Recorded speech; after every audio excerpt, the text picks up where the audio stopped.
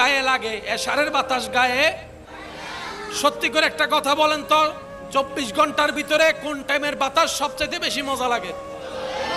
ফজরের নামাজটা পড়ে যখন মুসল্লি মসজিদ থেকে বের হয়, আকাশে সূর্য নাই, আলো আছে।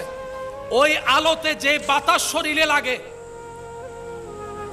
নিজের মনকে প্রশ্ন করেন, আপনার মন উত্তর দিবে 24 ঘন্টার যদি তুফানের বাতাসও থাকে, ফজরের বাতাসের মতো স্মুথ, মিষ্টি, মধুর, আদরের, মায়ার বাতাস 24 ঘন্টায় আর কখনো দেখা যায়? চিকিৎসা বিজ্ঞান বলে ফজরের টাইমের ওই বাতাস যার শরীরে লাগবে, যার ব্রেনে লাগবে, এটা শরীরের জন্য ভালো, ব্রেনের জন্য ভালো।